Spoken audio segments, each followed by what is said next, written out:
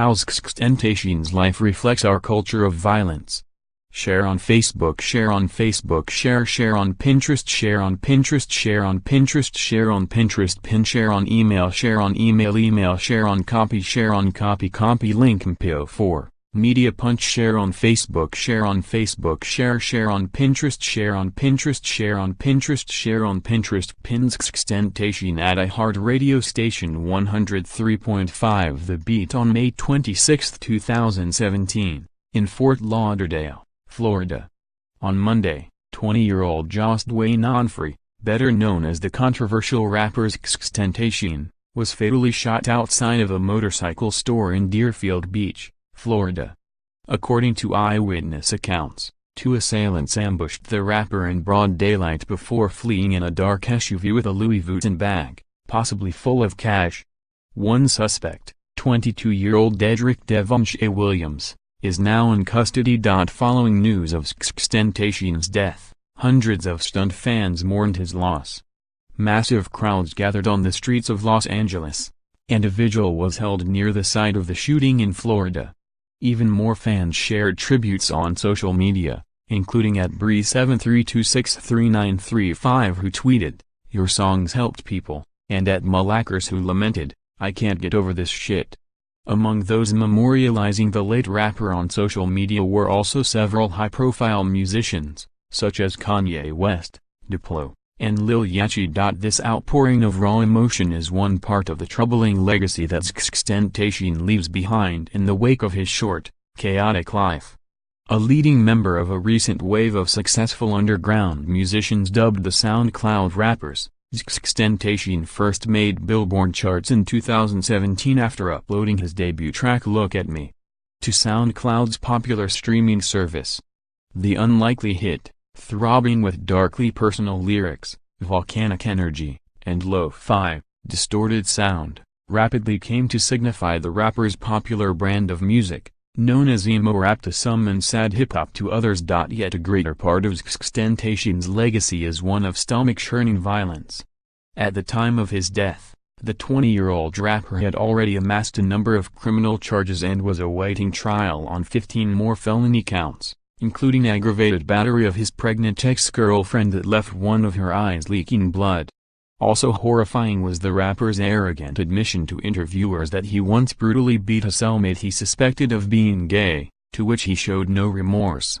Because of this history, many have criticized the impulse to make a martyr of XXXTentacion. In response to Lil Yachty, at JM Lily wrote, "Support his legacy of domestic abuse, Nile Pass." Many others were critical of what felt like too little too late when it came to the troubled star, tweeting that celebrities like Kanye, fake love. "I'm not here to make XXXTentacion out to be a sympathetic character. And I don't support excusing abusive behavior of any kind on account of creative genius." Despite the impact of his artistry, the rapper was dangerous, misogynistic, and anti-gay in his lifetime, and for that he deserved to be held fully accountable in a court of law to the extent that his victims saw fit. But if we're going to take XXXTentacion's history into account as we figure out how to weigh his memory, then we have to consider his whole history. How can we expect more from our culture's rising stars if, from beginning to end, all we offer them is violence? With the reckoning of the #MeToo movement, we've seen our culture demand its artists be held accountable for their actions, regardless of the impact or popularity of their art. But, considering that pervasive violence is now a reality for youth in America, is our criticism of their identification with XXXTentacion and his music really that fair? If we are going to denounce XXXTentacion for his violent behavior, we also need to consider where that violent behavior originates. If you can, for a moment, separate the late Joss Onfrey from his public image as the rapper's XXXTentacion, here's what you have. Joss Dwayne Onfrey was born on January 23, 1998, to Jamaican immigrant parents, Dwayne Ricardo Onfrey and Cleopatra Bernard. There may not exist a less subtle nod to the black slave labor upon which the United States was founded than Onfrey's southern birthplace, Plantation, Florida. The city of Plantation sits in Broward County, which is an area of southeastern Florida so devastated by the current opioid crisis, There were more than 11 deaths per week in 2017, that in March of this year Broward County filed suit in federal court against major opiate drug manufacturers, citing public negligence. How can we expect more from our culture's rising stars if, from beginning to end, all we offer them is violence?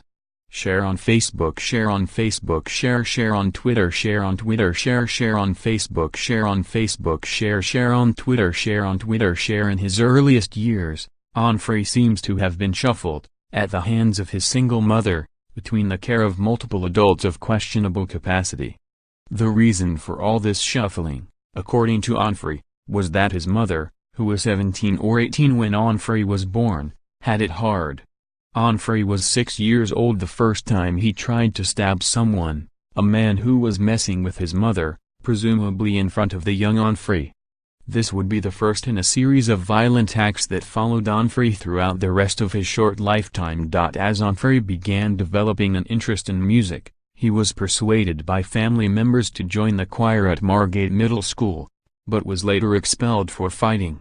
He then spent 6 months in a Christian boys' home, after which he was released to live with his grandmother in nearby Lauderhill, also in Broward County. After graduating to more serious offenses like armed robbery and XXXTentacion possession, according to this 2016 interview with hip-hop podcast No Jumper, Onfray made it to 10th grade at Piper High in Sunrise, Florida, before dropping out of school altogether. He was soon serving time in Broward Juvenile Detention Center, where he befriended 16-year-old Stokely Gilborn, aka Ski Mask the Slump God. The two boys stayed in contact following their releases, forming the rap collective Very Rare.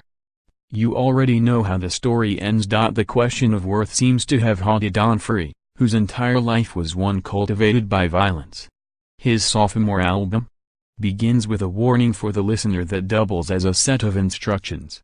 If you are not open-minded before you listen to this album, open your mind. It's something you can find comfort in. It's very comforting, but discomforting at the same time. What follows is a somber and understated guitar riff that opens the track Alone, Part 3.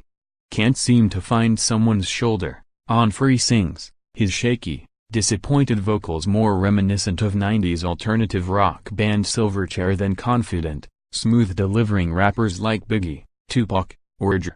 Alone, Part 3 never really comes to a climax.